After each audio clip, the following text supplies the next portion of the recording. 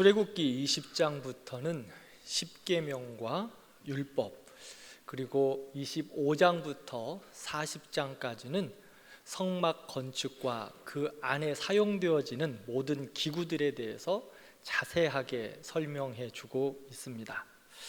십계명과 성막에 관해서는 다음 시간에 좀 구체적으로 말씀을 전하도록 하겠습니다.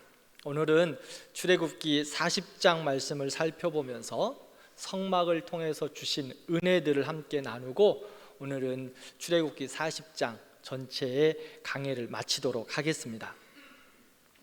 성막은 성소 또 장막이라고 불려졌습니다. 그 의미는 거룩한 곳이다 라는 뜻을 가지고 있습니다. 다른 표현으로 하면 하나님과 백성들이 만나는 곳, 그래서 회막이라고도 불려졌고요, 하나님이 하시는 일들을 증거하는 곳이다 라는 의미에서 증거막이라고도 불려지기도 했습니다. 그러면 하나님께서 왜 성막을 만들라고 하셨을까요? 출애굽기 25장 8절 말씀을 보면 성막은 하나님이 거하시는 곳이다 라고 말씀합니다. 하나님은 언제나 어디서나 모든 곳에 계시지만 특별한 장소를 구별하셔서 함께 하시겠다고도 말씀하셨습니다. 이와 같이 성막은 특별히 구별된 하나님의 임재 장소, 하나님이 사람을 직접 만나 주시는 그러한 은혜의 장소였습니다. 사람은 죄로 인하여서 하나님을 두려워하여 하나님을 피했습니다. 하나님을 더 이상 만날 수 없게 되었습니다. 그런데 하나님이 친히 우리를 찾아오셔서 만날 곳을 명령해 주셨고, 그곳을 만들도록 허락하여 주셨습니다. 우주보다 크신 하나님이 그곳에 임재하셔서 그 성막 가운데 우리를 만나 주셨고, 우리의 죄를 용서하셨고, 우리를 회복하여 주셨습니다. 그것이 바로 성막, 성소였습니다. 그러므로 성막은 이스라엘 백성들에게 은혜의 장소였습니다. 축복이었습니다.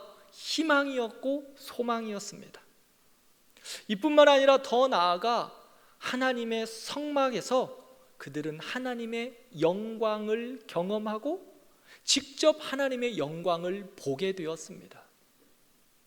그러면 성막의 구조와 기구들은 어떻게 구성되어 있을까요? 성막은 성막들, 성소, 지성소로 나누어져 있습니다. 성막들은 22.5m 가로가 그렇고요, 세로는 45m의 울타리를 친 직사각형의 모양이었습니다. 그 안에 성막이 있는데 성막은 가로 4.5m, 세로 13.5m로 된 천막입니다. 성막에 들어가면 첫 번째 만나는 것이 성막들에 있었던 번제단과 물두멍이었습니다. 그리고 성소 안으로 들어가면 세 가지 기물이 있었습니다. 항상 불이 켜져 있었던 금촛대, 12개의 빵이 있었던 진설병상, 그리고 금향단이 있었습니다. 마지막으로 지성소가 있는데, 지성소 안에 들어가려면 15cm나 되는 두꺼운 휘장을 지나가야 합니다. 그 지성소 안에는 조각목으로 만든 언약궤가 있었습니다. 그 안에는 십계명의 돌판, 만나의 돌항아리, 금항아리, 모세의 쌍난 지팡이가 그곳에 보관되어 있었습니다. 지성소에는 어떠한 빛도 들어오지 않고 하나님의 영광의 빛만 그 안에 머물렀습니다. 하나님을 만나는 유일한 곳이었어요. 그래서 지성소에는 어느 누구나 쉽게 들어갈 수 없었고, 1년에 한 번 대속죄일에 대제사장이 그 안에 들어가 은혜의 보좌 앞으로 나아가 백성들의 죄를 다 속하고 하나님께 용서를 받게 되었습니다. 그러면 성막은 어떻게 만들어졌을까요? 40장 1절 말씀을 보면 여호와께서 모세에게 말씀하여 이르시되라고 시작합니다. 하나님께서 모세에게 성막을 만들라고 명령하시면서 성막의 높이, 길이, 방향 등 모든 것을 세밀하게 하나하나 다 가르쳐 주셨고, 그 안에서 사용되어지는 기구들과 비품들까지 어떠한 재료로 어떻게 만들고 어떠한 방향에 두어야 하는 것까지 하나하나 구체적으로 말씀해 주셨습니다. 40장은 성막을 만들고 봉헌하는 것을 설명하고 있는데, 40장 말씀에 가장 특징이 있다고 하면 7번이나 반복하는 말씀이 있습니다. 여호와께서 모세에게 명령하신 대로 되니라. 40장을 살펴보면 여호와께서 모세에게 명령하신 대로 되니라, 이 말씀을 계속해서 반복하고 있습니다. 즉 성막은 하나님의 명령을 따라, 하나님의 계획하심에 따라 이루어졌고 세워졌습니다. 16절 말씀을 보면 모세가 여호와께서 자기에게 명령하신 대로 다 행하였더라. 33절에는 모세는 여호와께서 명령하신 대로 순종하여 성막의 역사를 다 이루었다라고 말씀합니다. 모세가 이 성막을 만드는 데 있어서 하나님이 하나하나 가르쳐 주신 대로, 하나님께서 하나하나 깨닫게 해 주신 대로 그 명령을 따라 그대로 행하였습니다. 그리고 그대로 준행하였습니다. 그것이 바로 성막을 만드는 방법이었습니다. 성막은 하나님의 백성들을 향한 하나님의 마음이 담겨 있는, 하나님의 임재가 있고 하나님의 용서가 있습니다.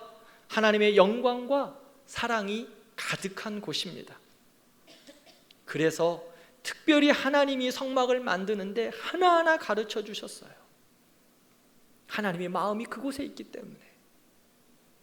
그 하나님의 마음을 알았던 모세는 하나님의 명령을 따라 온전히 순종했습니다.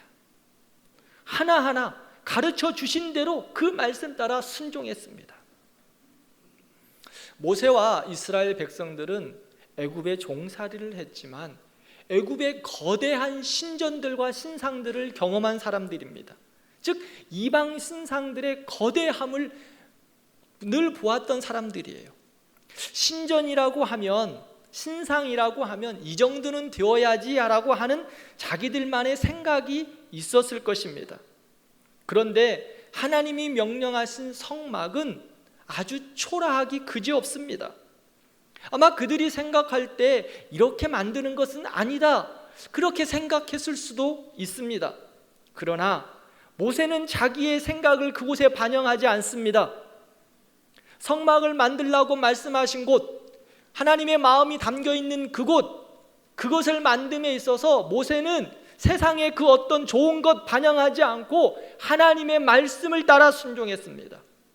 여호와께서 명령하신 대로 다 준행하였다, 그대로 되니라 라고 40장에는 계속해서 반복하여 말합니다. 사랑하는 성도 여러분, 우리가 세상을 살면서 무언가 특별하고 대단하고 거창한 일을 해야만 하나님이 기뻐하시는 것이 아닙니다. 어떤 일을 하더라도, 어떤 순간이라도 하나님의 마음이 있는 그곳에 하나님의 말씀대로 순종하면 그곳에 하나님의 영광이 있고 하나님의 기쁨이 있을 줄 믿습니다. 하나님의 말씀을 따라 순종하는 것, 그것이 하나님의 사람들의 방법입니다. 사랑하는 성도 여러분, 성막을 건축함에 있어서 가장 큰 특징은 앞에서 말씀드린 것과 같이 모세가, 여호와께서 모세에게 명령하신 대로 되니라, 이 말씀이었어요.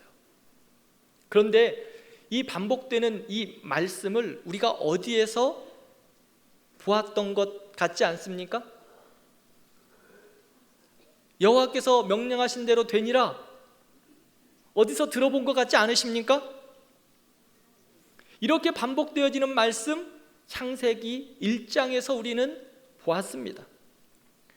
하나님이 천지를 창조하시면서 첫날부터 하나님이 이르시되 그대로 되니라, 하나님이 이르시니 그대로 되니라, 이 말씀을 창세기 1장에서 그대로 반복하고 있습니다. 오늘 본문은 하나도 틀리지 않고 창세기 1장의 말씀과 동일합니다. 명령하신 대로 되니라. 그리고 계속되는 말씀이 무엇입니까? 하나님이 보시기에 좋았더라. 하나님이 모든 창조를 마치시고 에덴 동산은 하나님의 영으로 충만했습니다. 그곳은 가장 완전함이 있습니다. 가장 아름답습니다. 가장 평안합니다. 가장 복된 곳입니다. 하나님의 은혜와 영광이 충만한 곳이었습니다. 하나님께서 에덴을 만드시고 하나님의 영광이 충만하게 하셨던 것처럼 하나님이 성막을 만드시고 말씀을 따라 순종했을 때 그곳 가운데 하나님의 영광으로 충만하게 임재하셨습니다. 우리는 하나님의 부르심을 따라 하나님의 보물, 왕같은 제사장, 거룩한 백성으로 살아갑니다.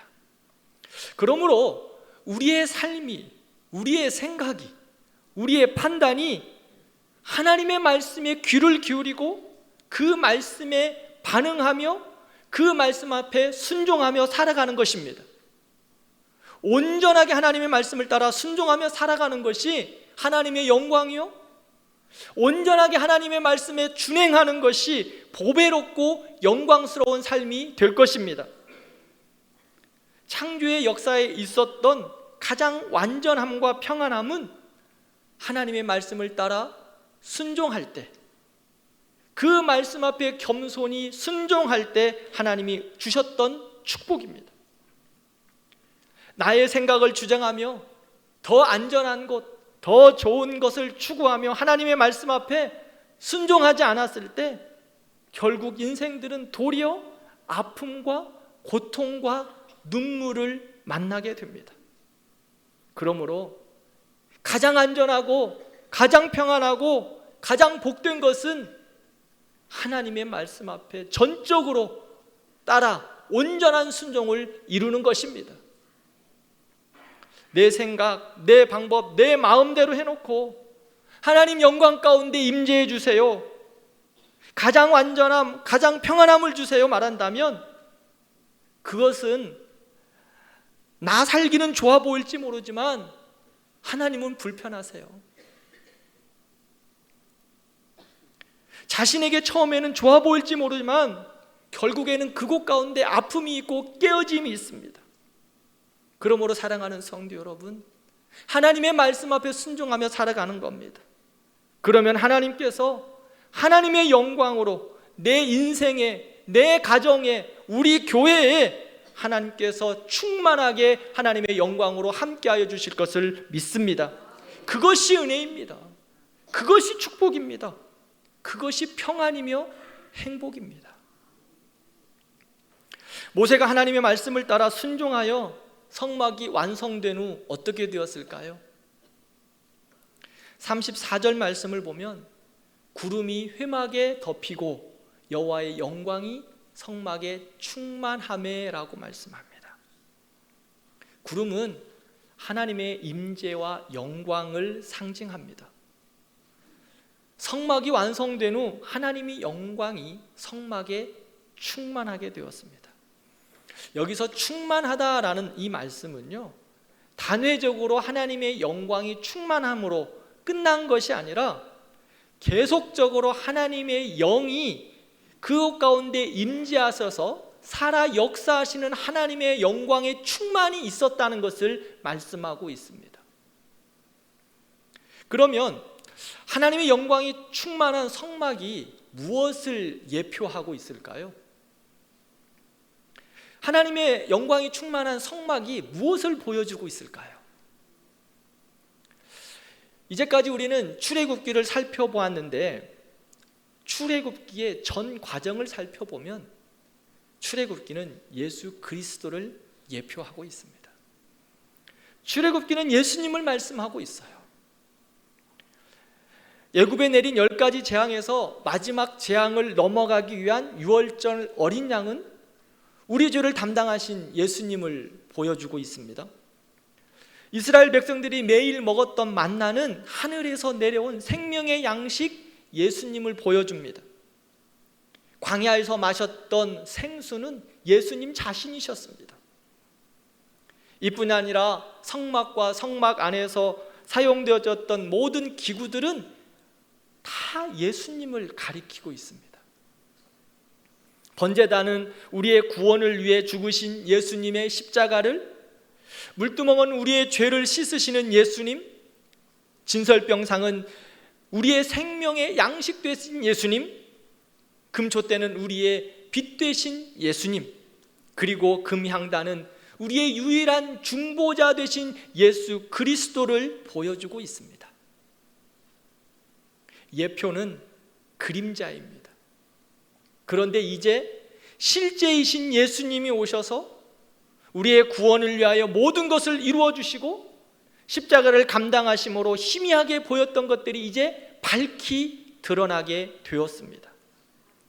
요한복음 1장 14절 말씀을 함께 읽겠습니다. 말씀이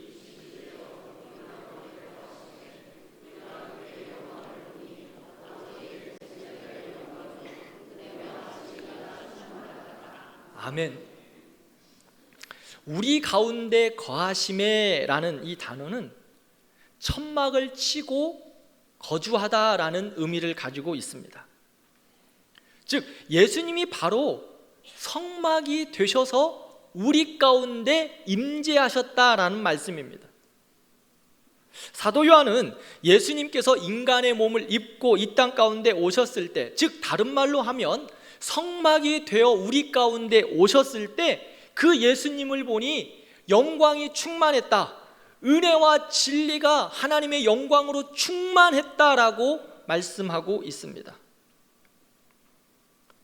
성막을 만들라고 명령하시고 거기에 영광으로 충만하게 임재하셨던 하나님이 이제 친히 인간의 몸을 입으시고 이 땅 가운데 오셔서 우리와 함께 하시며 하나님의 영광으로 충만하게 되셨습니다. 그러므로 우리는 예수님 안에 있을 때, 예수님을 나의 삶의 방향, 예수님을 나의 목적으로 살아갈 때 하나님의 영광이 우리 가운데 충만하게 임하게 될 것입니다. 우리 가운데 이미 주님은 친히 찾아오셔서 성막으로 하나님의 영광으로 임재하여 주셨습니다. 더욱더 놀라운 것은 충만한 하나님의 영광이 또한 교회 가운데 임한다는 것입니다. 에베소서 2장 21절에서 22절 말씀을 함께 읽겠습니다. 그의 안에서 건물마다 서로 연결하여 주 안에서 성전이 되어가고 너희도 성령 안에서 하나님이 거하실 처소가 되기 위하여 그리스도 예수 안에서 함께 지어져 가느니라.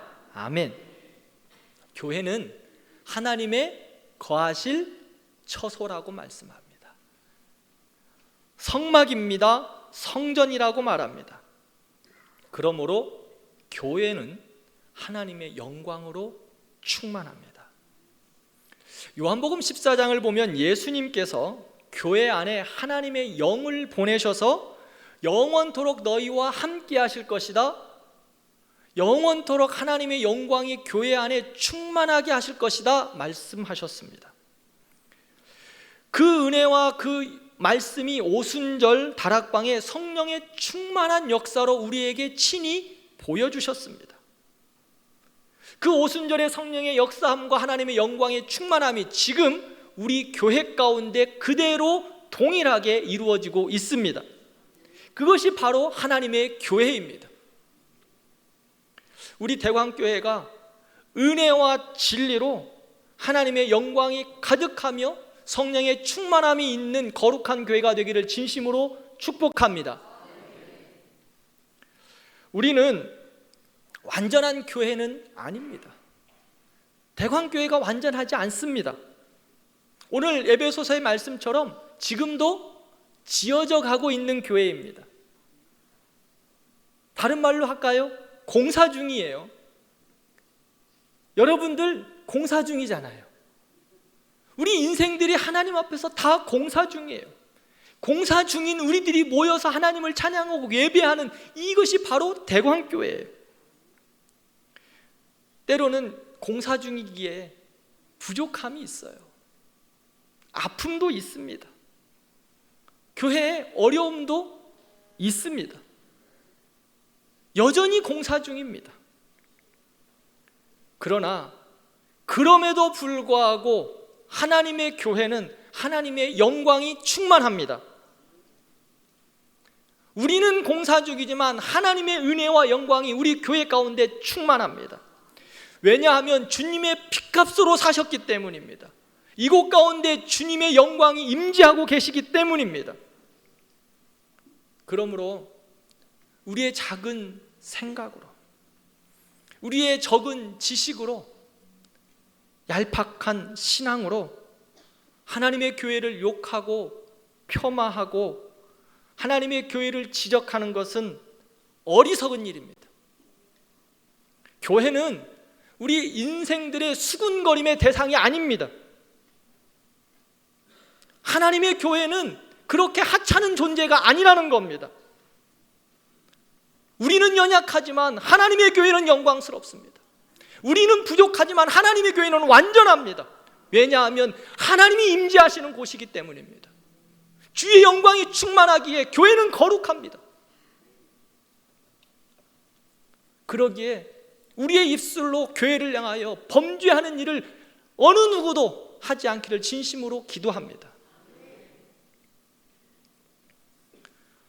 하나님의 영광으로 충만한 우리 교회, 그러기에 더욱더 말씀을 따라 순종하며 교회가 더욱더 교회되게 하고 교회가 더욱더 말씀으로 충만해야 하고 교회가 더욱더 하나님의 영광으로 가득해야 할 것입니다.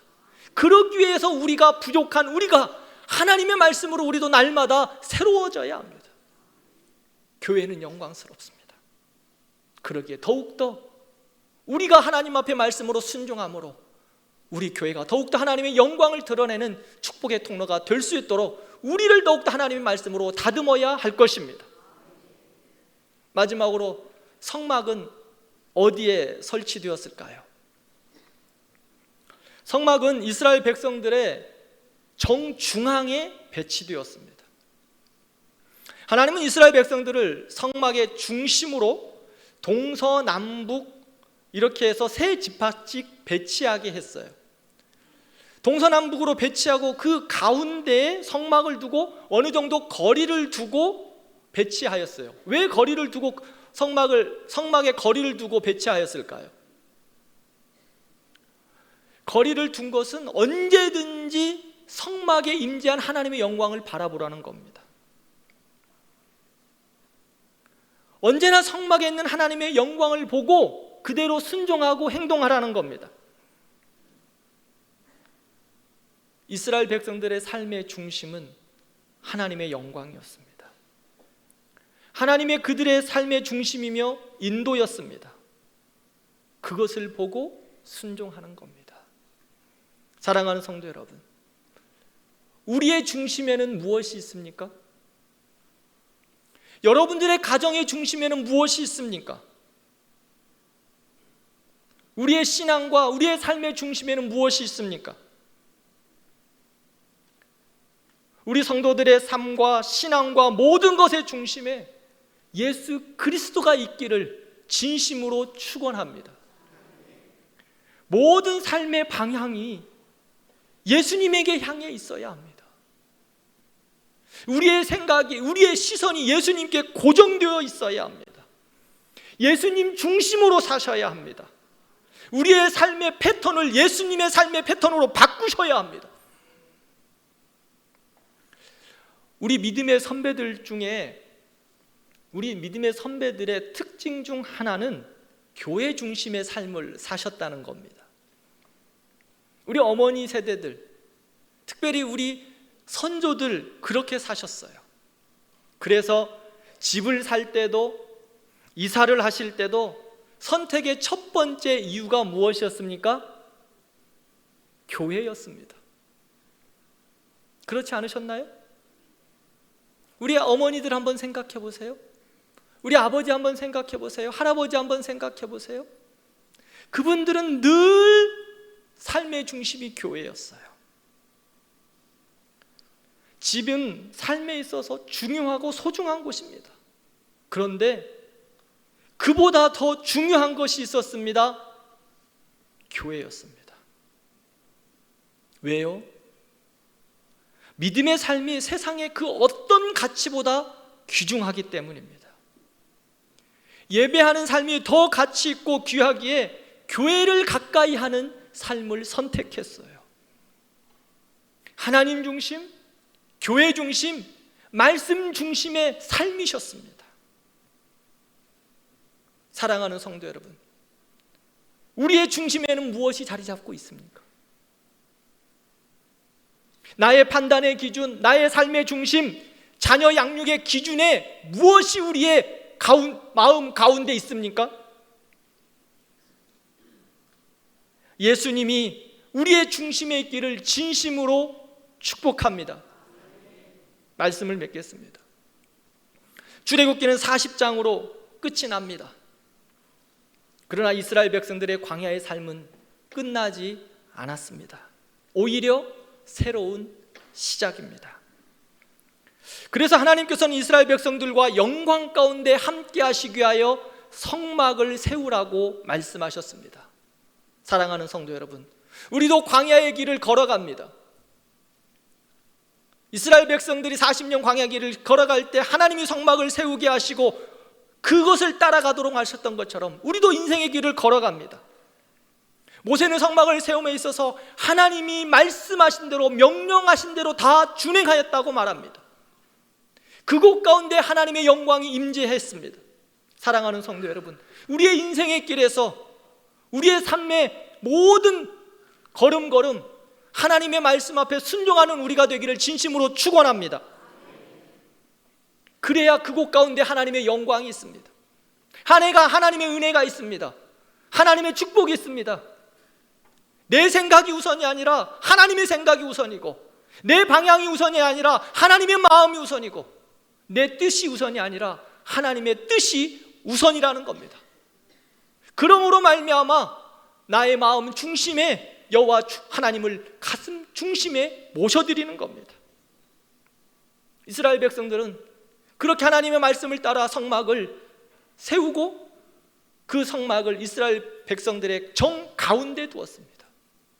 말씀을 따라 순종하고 그 순종했던 그 하나님의 임재의 그 상징인 성막을 늘 마음의 중심에 두고 바라보며 그것을 따라갔다는 것입니다. 우리 성도들의 믿음의 삶 가운데서, 인생의 여정 가운데 여호와 하나님 친히 우리와 임재하신 예수 그리스도가 우리 중심에 있기를 진심으로 축복합니다. 그래서 여러분들의 인생이 주 안에서 복되기를 바랍니다. 창세기에 하나님이 보시기에 좋았더라, 가장 평안함과 안전함과 축복이 있었던 것처럼 하나님의 마음의 중심에 두고 살아갈 때 우리 모든 성도들 가운데 하나님이 주시는 은혜와 축복과 평안함, 하나님이 보시기에 아름다운 은혜와 영광이 여러분들의 삶 가운데 가득하기를 진심으로 기도합니다. 우리는 오늘 학습 세례 입교식을 거행합니다. 특별히 예수님을 나의 구주, 나의 하나님으로 고백하는 우리 학습 세례 입교받는 성도들에게 여러분들의 평생의 삶 가운데 여호와 하나님의 말씀에 순종하는 여러분들 되기를 진심으로 축복합니다. 그리고 여러분들의 중심에 세상의 그 어떤 것보다도 예수 그리스도가 여러분들의 마음의 중심에 있어서 그 중심에 계신 예수 그리스도 바라보며 믿음으로 살아가는 거룩한 우리 성도들 되기를 진심으로 축복합니다.